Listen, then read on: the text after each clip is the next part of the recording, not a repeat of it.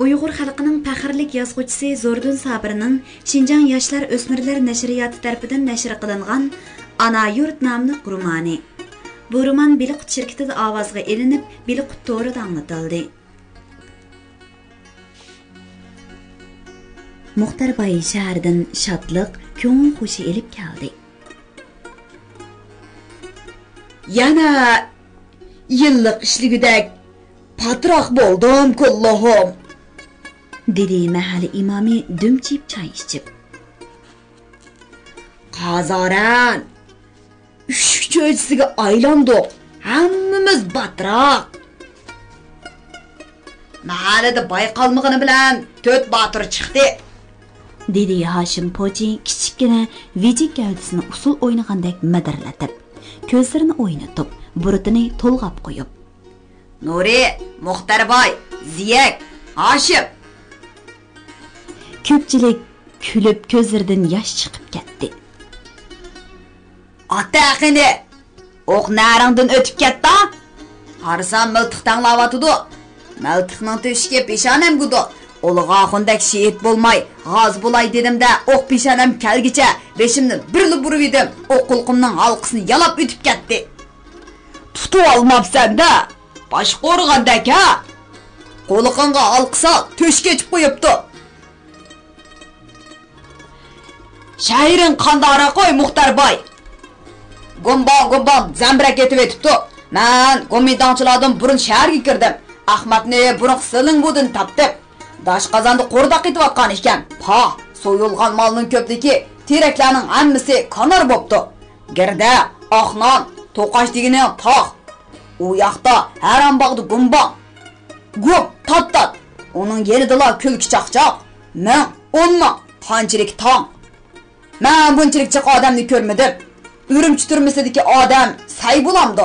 Bu yerdagilar bir tog', turmidikilar bir tol chalma. Hamma yerda yoshlar askarlik xatlanayotgan.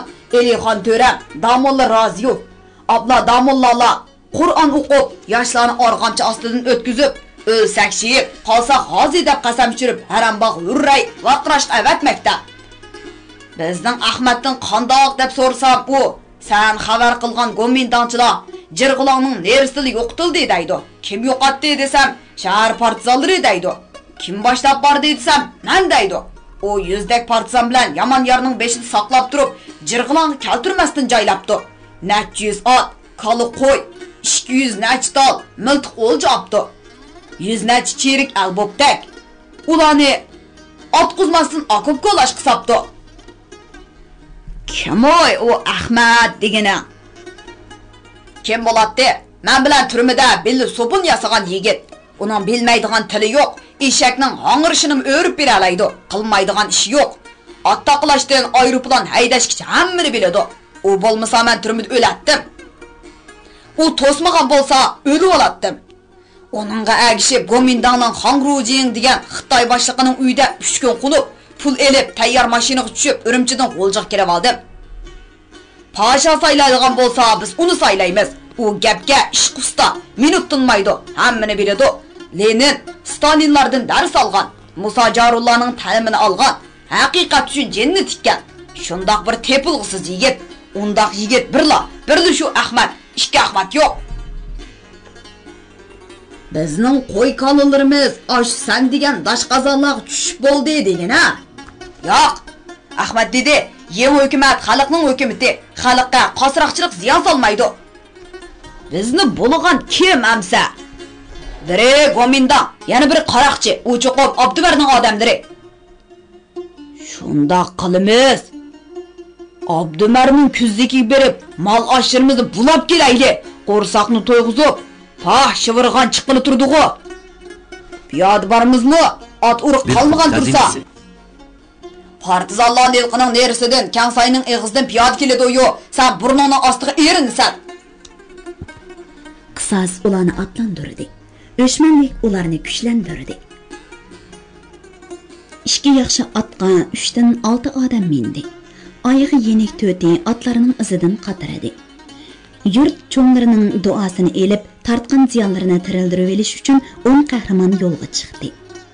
Shivirg'an g'o'limoqda, daraxtlar qaraslamoqda. qibladan gümbürlegen ovozlar kelmoqda. Bundaq surlik kecha, bundaq shavqin suran yezlarda ko'rilib boqmagan. Yo'llar tingan, shivirganda ko'z ochqili bo'lmaydi.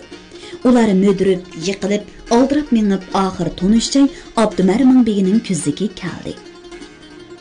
Egisining osh ko'zligi, qora niyatligining dardidan ko'p ziyon tortgan bu ko'zlak tomlari o'rilgan, qadimiy yo'g'on teraklari ko'ygan, xuddi urush xarobisidek vayron bo'lgan holda ularning oldida paydo bo'ldi. Darvoza him etilgan. Cho'ng qo'rining o'gisida na cho'p, na beda, na burunqidek osmon palak mangan yo'q. Faqat mal qo'rining laps ustida beda cho'p ochiq eg'ilda liq-miliq mangan samon turardi. Otlarning o't yegan ovozi, kallarning pushuldashlari anglanardi. "Men to'nglikdan uyga kirib boqay", dedi shaytini tutgan Muxtarbay. Ular Muxtarbayni tasdi yelab o'giziga chiqardi. Bay tonish to'nglikka keldida qil arg'amchini baldaqqa bog'lab siyrilib dalangga tushdi. Sol yoqdagi saroy, to'qal cho'qim shu uyda. U saroyning ishik mo'jiqini mo'rilab ochdi va asta kirdi. Mo'ri o'choqda ko'mir cho'g'i lavildab turardi. Oppoq yostiq ustida qop-qora sochlarini yeyib, qo'llarini kerib, to'liq ko'ksini echib qo'yib, Abdumarning 3-to'qili bu yil shahardan chiqqan yosh xotin yolg'iz uxlayotdi. Muxtarbay oldirab kiyimlarini soldi va ayolga o'zini otdi. Ayol cho'chib tipirlab barqiradi. Muxtarbay olqonlari bilan uning og'zini tutib olib, uni ostiga chin besib olib, "Men Muxtarbay, tipirlama!" deb pichirladi. "Bulamchi, o'g'ri!" dedi ayol xirqirab. Uni urib tepib, Muxtarbay ayolni qo'rib tutdi. Lekin ishlar uning ko'ngildagidek bo'lmadi.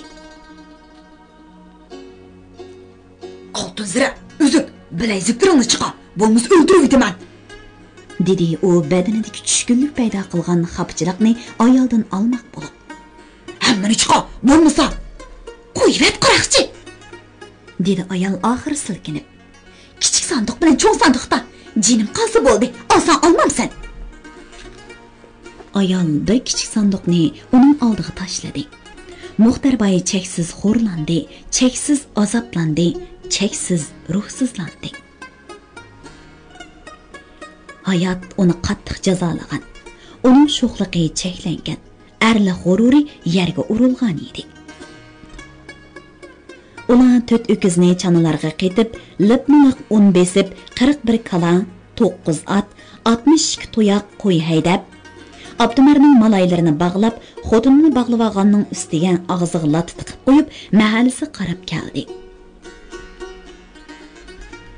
Muxtarbay yolg'iz uyga kirib, peshonasini yerga qo'yib, qibla qarab dum yetib, "Xudo, bundoq jazolag'icha ol bu jonni" deb ho'ngrab yig'ladi. Yillar bu mahallaning yavash, o'rin, oqko'ngil dehqonlariga bo'langchilik, rahimsizlik va qora ko'ngillikni hadiya qildi. Muxtarbayga adolat, tanglik, ishchanlikni hadiya qilib, o'zi eng mag'rurlanadigan erlik huquqini nobud qilib, xotinlar oldida tilini qisqa qilib qo'ygan edik. U atdiganlik sahar otlandi. Nega, nimaga borganligini hech kimga demadi. U Ziyovdinning Oydin mahallasidagi uyda paydo bo'ldi. U nimishqa bu yerga kelganini o'zimi bilmaydi. Ziyovdinning chiroyli ishchan xotini qor ko'rayotgan ekan. Uning enkidan chigib olgan yog'liq ostidan pompib chiqib turgan bir jup mangzi so'zilib pishgan olmadek parqirgan. Yo'g'on xumarlashib turadigan qora ko'zlari egilib salom qilib bo'lib Muxtarbayga tikilganda go'yo uni zanglik qilayotgandek bilindi. "Hajab yaxshi, atdigani kap qapsiz, shung aka." Yosh xotin to'limi qizg'in, to'limi yiqimliq, xushxuy edi. "Ziyovuddinning keladigan vaqti bo'ldi. Dara bilan Daramo pidoi bo'lib kirib ketgan." "Ha, bir uydan 4 pidoi ha? Ziyak. Yo'q, Ziyovuddin yaxshimi? Muxtarbay darvoza oldida etidan tushib, ulug' echilgan darvozadan etini yetilab bo'ylig'i kiradi. Pa, otmoqliqdek xodimi tepilmamdi nima?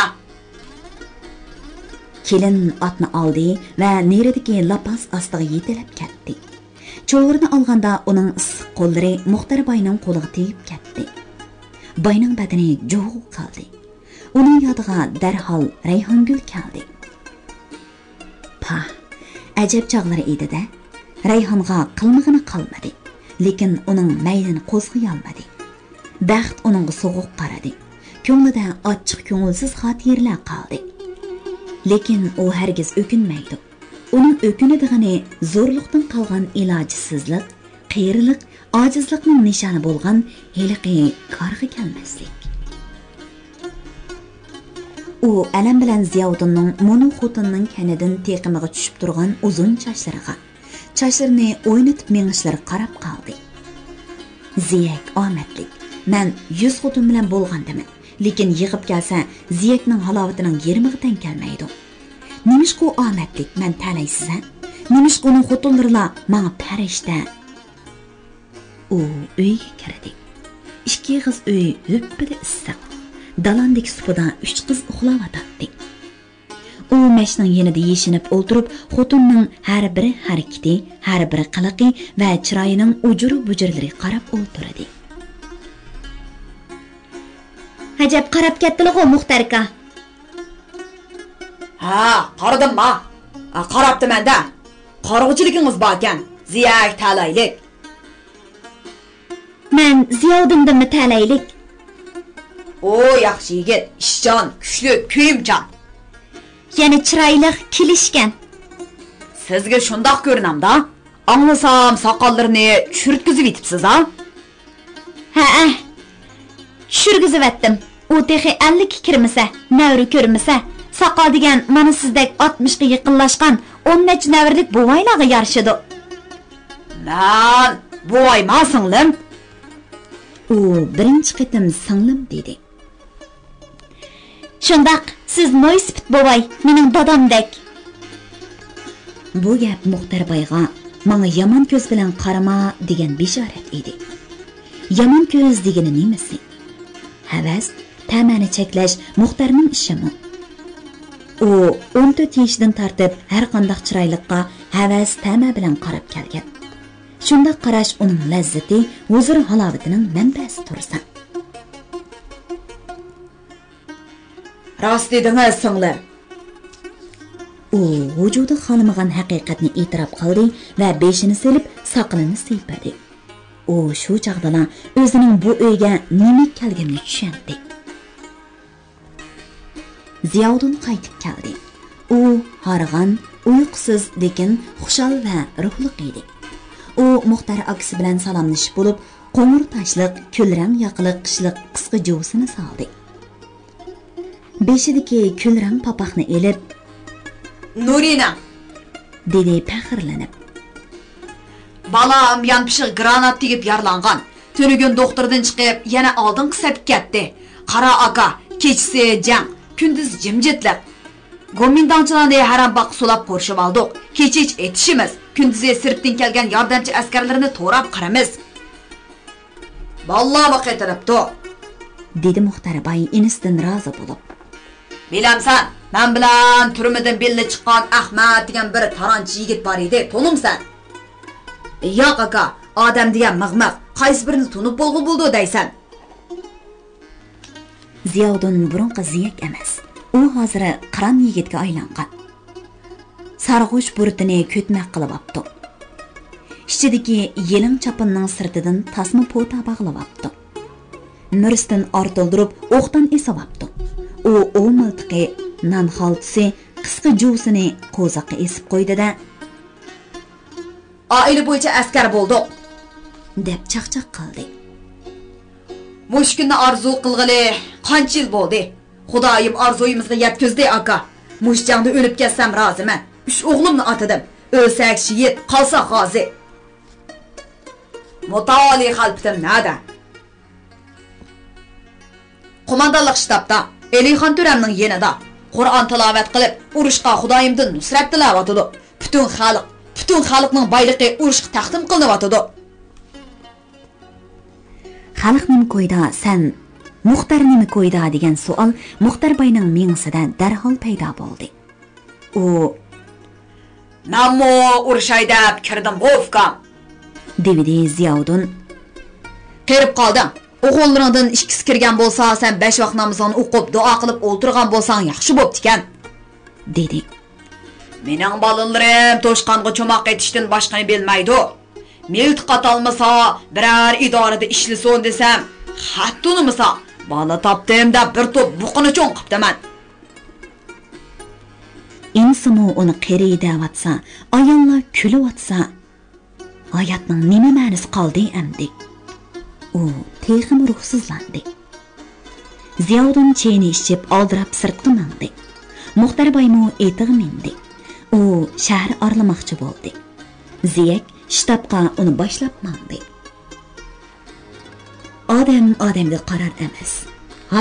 Harvada go'sht, ko'ktat, meva-cheva, un, may to'shilayotgan, odamlar daryodek eqib kirib, eqib chiqayotgan, otliq, miltiq asqan, har xil jo'ng chapan, to'pa, quloqchi kiyishgan odamlar urug' tuqqan al-og'inlari bilan xo'shlashib, "To'qqiztarg'a Eksoqbek askar bo'ldi. Kuran elishqa. So'ydingdagi go'mindonchilarni to'pib ishlatishga" deyishib nohilarni ozod qilishga xuddi to'yga mangandek minishmoqda. Yig'izlari Qur'on tilovat, duoyu takbir.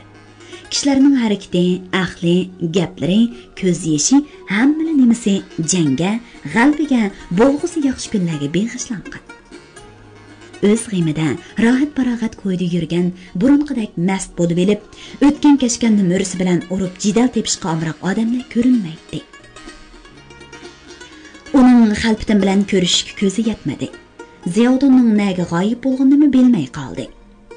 U qar to'zitib, ot choptirib yurishgan azamatlarga havaslanib, etini maqsadsizda devetdi va birdamdala tashlabga Xitoy bozoriga keldi.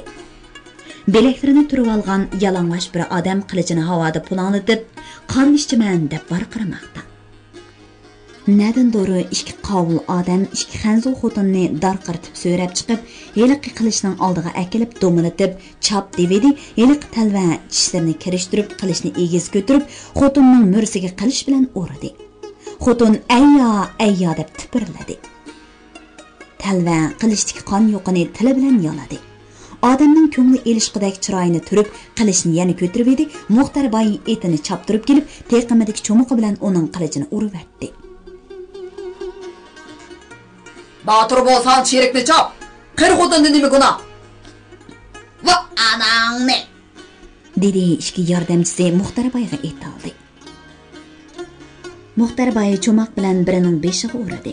U do'maladi. Yana birini etining ko'ksi bilan urib yetib, o'milab yurgan Hanzu xotinni oldiga o'nkirdi-da, jiran etini to'pidan tarafga choptirib yurib ketdi. Ashu beguna Hanzu xotinlar chepilayotganda, uning yodiga tuyuqsizlar turmida o'ziga yaxshilik qilgan soqolliq, uningga yondishib yetib, uni pat-pat yelpib qo'ydigan uzun chash Hanzu apandi. Ahmadning "Bularmi bizga o'xshash ezilyapti" degan so'zi kelgan edi. "Nega müksen oylangza? Men şu san xotin bo'ladi. Qerikan san emasmi? Sen mi qerigo? Qeri bo'lsam seni yerdan qo'zab yurib olalaytimmi? Sen Batur, sen bo'lmasang men o'latdi shu." Xotin yig'lab qoldi. Uni langzi beshiga burilganda bir qizning chirqirgan ovozi anglandi. Muxtar boy etini ovoz chiqqan tarafga boradi. To'rt talva biri bechara Hanzu qizning qo'llarini qayirib, yalang'och qilib zo'rlik qilmoqchi bo'lib o'tadi. "Hayvonlar!" dedi Muxtar boy cho'moq bilan ularni urib. "Xalq nima qo'ydi? Sen xalq nima qo'ydi?" U qiz bilan mo'mayni etining oldi kayniga mindirib, qora do'ngdagi bir yaqinining uyiga elib keldi. U kashda Mutaoli Xalpitimning uyiga keldi. Xalpitim uni to'limi qizg'in kutib oldi. "Xalpitim, dedi u tizlanib o'ltirib astoydillik bilan. Mening dinniy savodim yo'qning o'rnida begunoh kofirni o'ltirish savobmi, qutqizish savobmi? Albatta, keyingisi, deb javob berdi Xalpitim. Xo'sh, bo'lgan ishni so'zlang.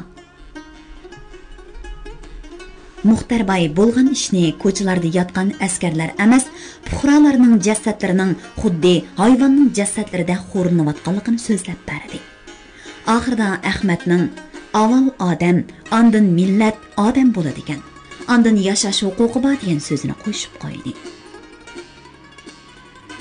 Xitoymi banda, dedi mutaoli Xalpitim oxirida. Qo'li qurol elib, san qarish chiqmasala, uning jeniga zomin bo'lmasliqan kerak.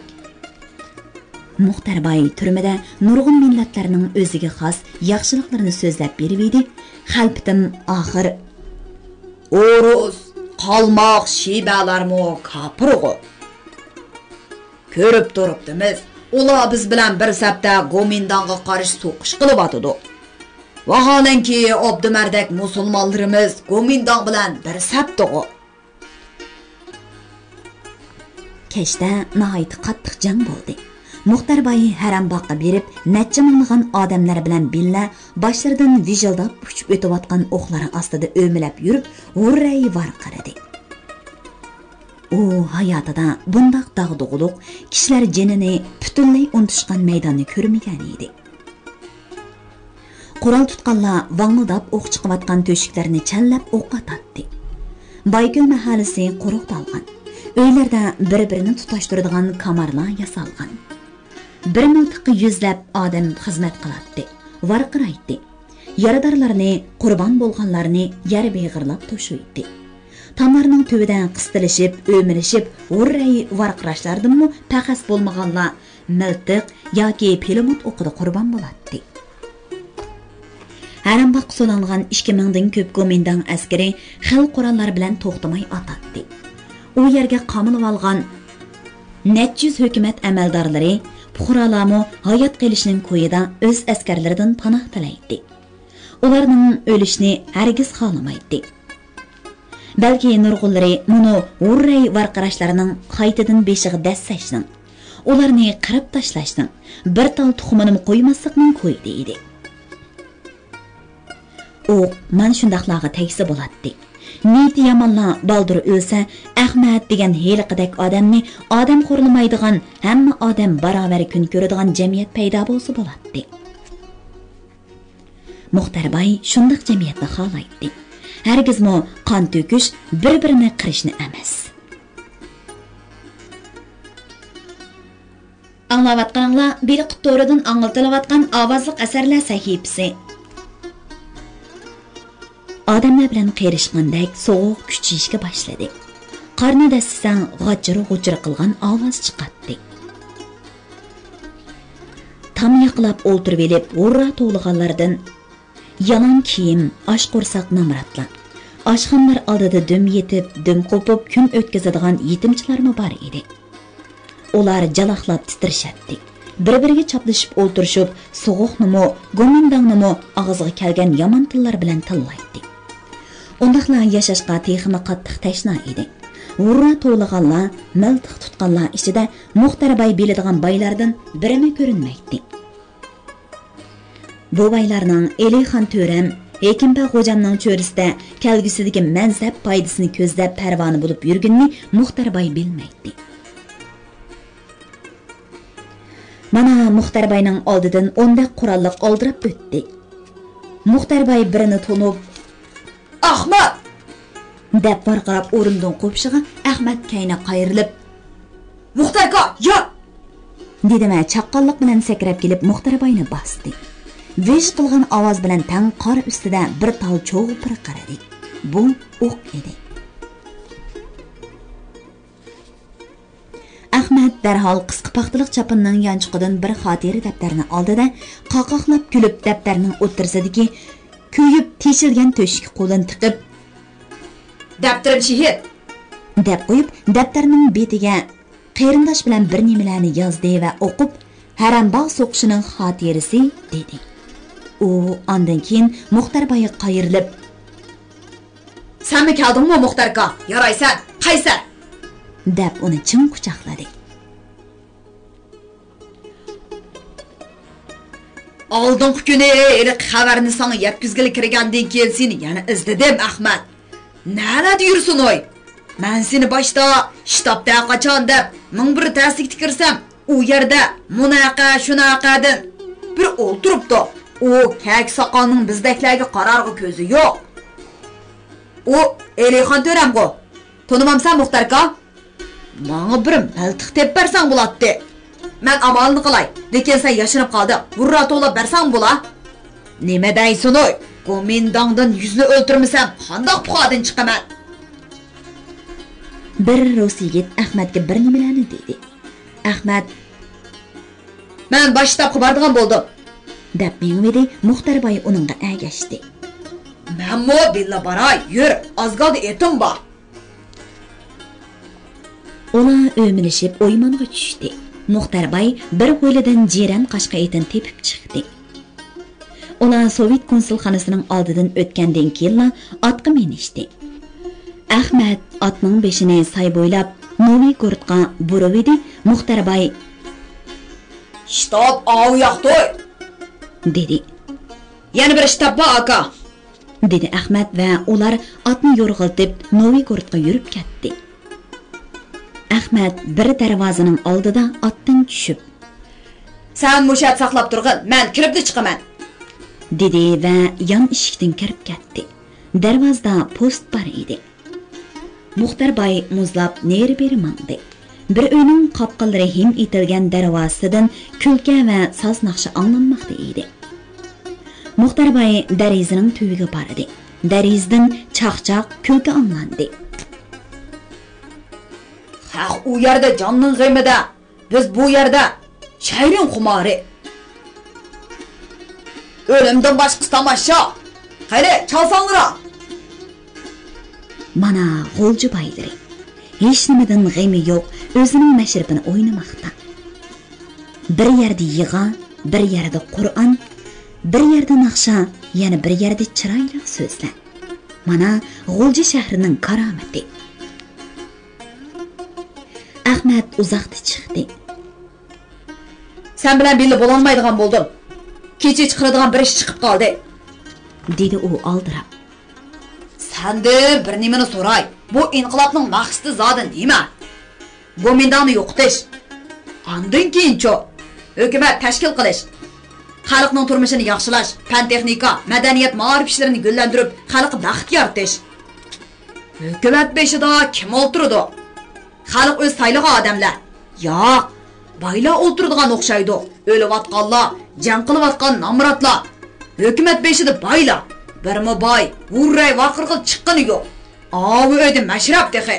İnqilobni kambag'allar qilib, halovatini baylar ko'radigan o'xshamamdi. Vaqtincha shundoq. Bizning mahallani komendantmi bo'ladi? Belikiga belgi taqilgan inqilobchilarmi bo'ladi? Fursatparastlar to'plandan to'qach o'g'irlamoqda. Bularni tuziladi. Kim tuzalaydi? Biz deganing kim? Xalq bo'lmamdi. Xalq deganing qo'y. Uning sarkisi bo'lmasa yo'l tepmanmaydi. Besh qo'ygan, putlaygan taraf ketaveradi. Sarki bo'ladi. Yaxshi yo'l biladigan sarki bo'ladi. Yaqinda vaqtli hukumat quriladi. Men shu quriladigan hukumatning tuzilmasini yezib chiqishga qatnashaman. Muxtar boy tushunmadi. Nima deding ha? Hukumatni yezib chiqadigan gapmi texe? Qanday hukumat qurish kerak? Bu bir cho'ng masala. Harambağı belki yana birer aydan keyin elinib maqala. Partizanlarimiz nahiyalardan so'qish qilyapti. Komendant Urumchidan to'xtamay askar yo'tkavyapti. So'qish qattiq bo'ladi. Jiq qurban beramiz dexe. İnqilobning g'albisiga erishmak o'ng'ay emas. Hozir hukumat to'g'risida talash tartish qiladigan chaq emas. Hamma xalq bir yoqdan bosh, bir yoqdan qo'l chiqarib, Sovet xalqi Germanlarni qo'lgandek komendantni pak-pakiz qo'lab chiqarish kerak. Germanlar qechib, nagi bordi shu topda? Ahmad oldirab javob berdi. Berlin yaqinlashdi. Ha, Germaniyaning poytaxti. Sovet askarlaridan Belorussiya 1-yunnish armiyasi, Ukraina 1-yunnish armiyasi, Belorussiya 2-yunnish armiyasi. Cemi 2.500.000 askar, 41.600 zambirak ve minamyot, 6.280 tanka ve ot koyğuç zambirak, 7.500 aeroplan. Ular şunun bilen berinden hücum qılıp Germaniyani üzül-kesil tarmaq qilishning tayyorligini qilyapti. Pahoy, ularning tankisilar bizning askarlarimizdan jiqkina. So'qish degan mundaq bo'lsa, Gomindan, Haranbog' deganlari piyozning postidek bo'lib qoladi-da. Ular qaqaqlab kulishdi. Gümbirlab bütün shaharni titratib, minomyot etilishga boshladi. Vurra ovozi g'o'ja osmonni tavirtib, yiroq-yiroqlarga ketdi. Bu ovozdan Muxtarboy cheksiz huzurlandi. U Ahmaddan ayrilib, etining beshini Haranbog' tarafga burdi.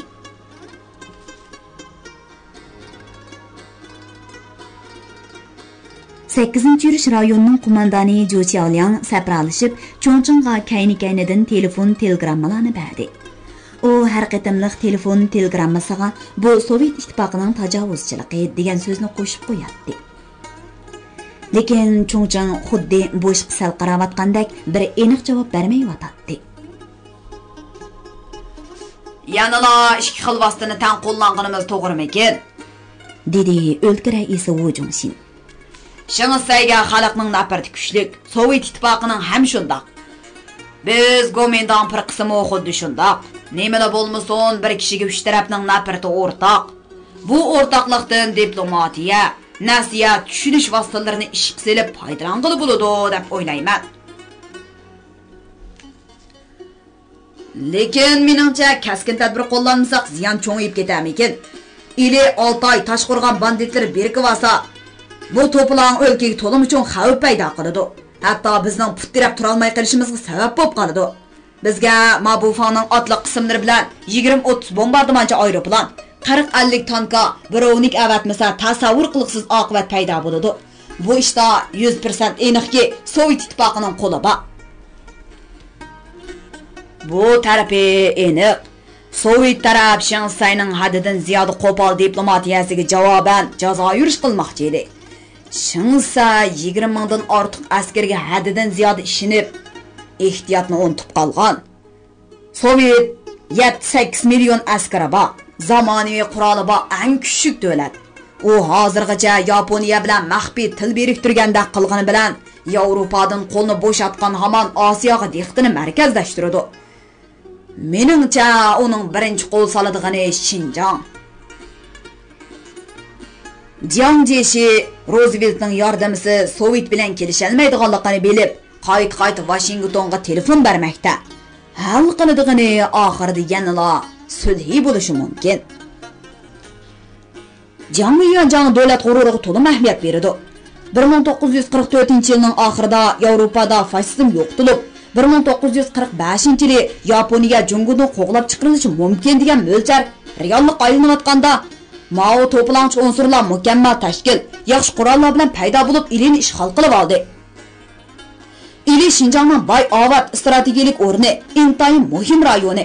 To'planchilar ilining mustaqilligini jakarlamoqchi. Bu ish Jiangga to'liq ar keladi. Bizmo har bir junguliqmo bu bir parcha go'harning qo'ldan ketishiga chidamaymiz. Manju hukmronlari cheg'ida 1871-yildan 1881-yilgacha u yerni Chor Rossiya besib olganda qattiq beharam bo'lgan. Balqash ko'li atrofidagi cho'ng bir parcha yerni butunlay Rossiyaga berib etish hisobiga qo'ljini qaytirib olgan edi. Biz hargiz u yerni bermaymiz. Bo'libmi ishkimiz Xinjiangga hukmronlik qilayotgan chaqda bu zaman qo'ldan kessa hozir qilali emas. Avlodlarmo nomimizni tilga ilib qarg'aydi. Biri harbiy, biri ma'muriy amaldor bo'lib, uzun yil Jiang Jieshining atrofida sodiqlik ko'rsatib, inovat, yuqur o'rin va ishonchga ega bo'lib olgan bu ikki do'st Şыңысайdan qolgan yangi binoning ozoda, qilin kelamlar. Fransiya kristallari bilan bezalgan uyida puroqliq choy ichishib o'tirib, dunyo, Jungu, Xinjiang vaziyati bo'libmi g'olji to'pligi to'g'risida uzoq paranglashdi. Biri qurolni ta'kidlasa, yana biri suhbat va diplomatiyani ta'kidlaydi.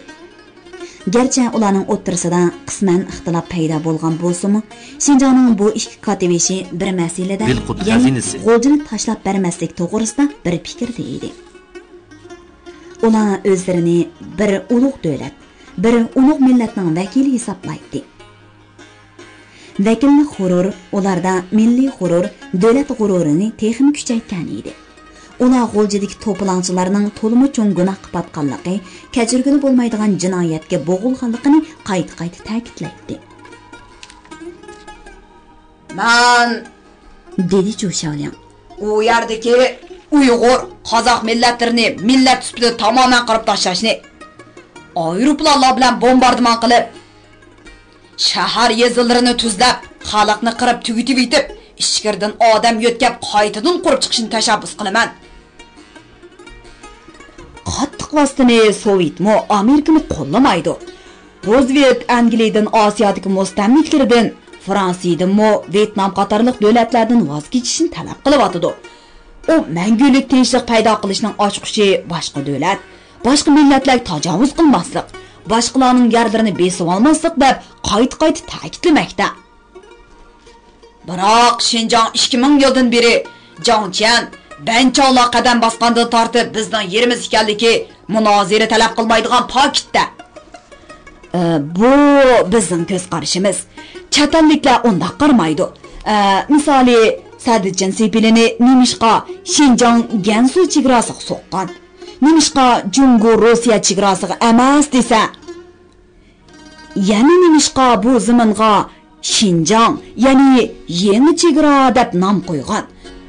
Bu nom 1884-yili qo'yildi-ku desa, tilimiz tutilib qoladi.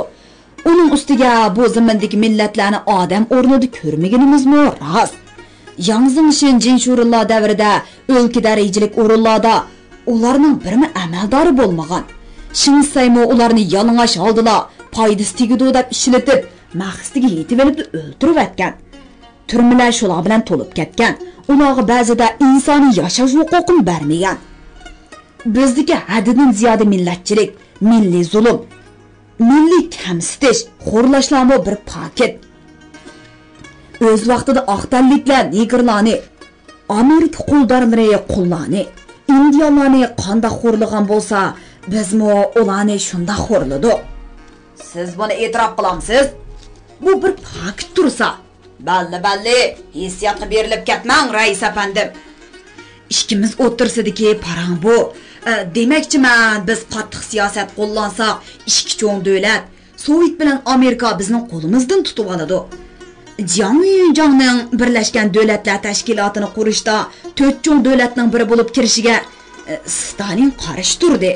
Roosevelt Stalinning ra'yiga boqdi. Bu ishlarda men degan omillarmi yo'q emas. Telefon jiringladi. General Jo'shavlian telefonni elib, Kristodan putlarini almashtirib o'ltirib olib, shalang sochlarini salab qo'yib, "Voy!" dedi va qarish tarafning ovozini anglab jiddiylashib ketdi. "Yaxshimsiz boshliq boshliqi? Olimiz xarob.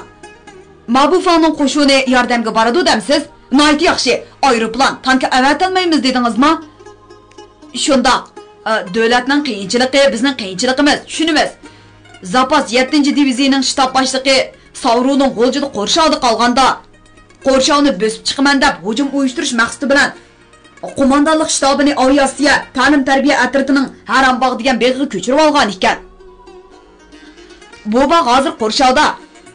G'o'lji shahridagi butun Xanzu fuqarolar bilan 2000 dak askar osh kichkina bog' qamalib qoldi. Ular suv, oziq-tuliklardan qiynalmoqda. Havodan tashlagan ta'minot banditlarning qo'liga tushib ketyapti. Bu yerda qor qalin, so'g'uq qattiq. Shundoq bo'lsa-mu biz Kansaydin va tog' arlab, Ko'kirchin degan g'o'dan yordamga askar avatmoqchi. Ular bexastalik qilgan. Asosiy qo'shinni bandit tozalashga Nelqi degan tog'liq nayiga o'tkib yetib, shaharni mudofaa qilishga oz askar qolgan.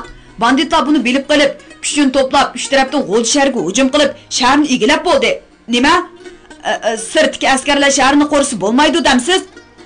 Qo'mondon Lyobingda o'lgandan keyin Do'shjan tantirab qolgan. Askarlar chechilib ketgan. Banditlar fursatdan foydalanib nurg'un askarlarimizni yo'qotgan. Hozir ularning qurollari xit. Bizni nurg'un qurol g'animat oldi. Asosiy qurol o'qtur manbasi Sovet. Shundoq.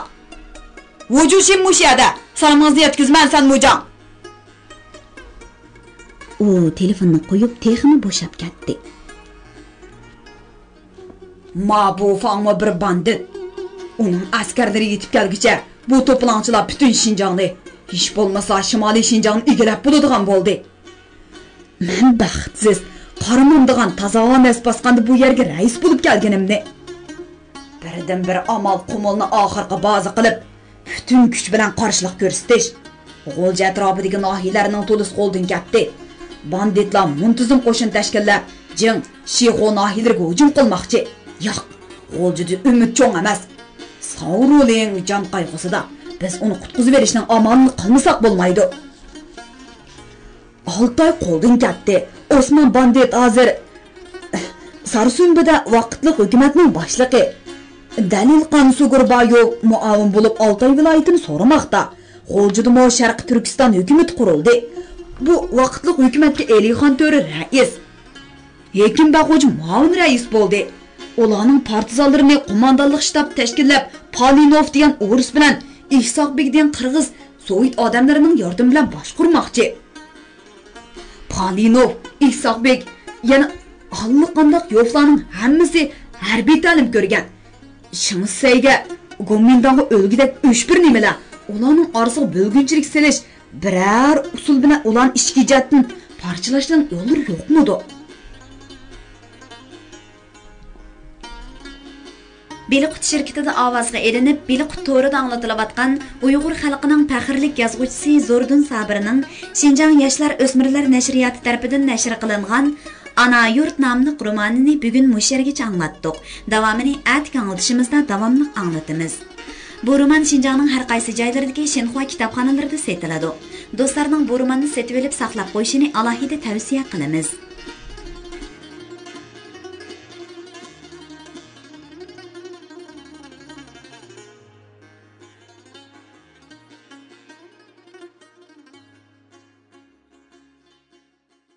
Beliqut xazinasi Uyg'ur xalqining urf-odat, mashhur shaxs, tibobat, maqol tamsil, cho'chak, rivoyat qatorliq Uyg'ur madaniyat xazinasidagi bebaho go'harlar.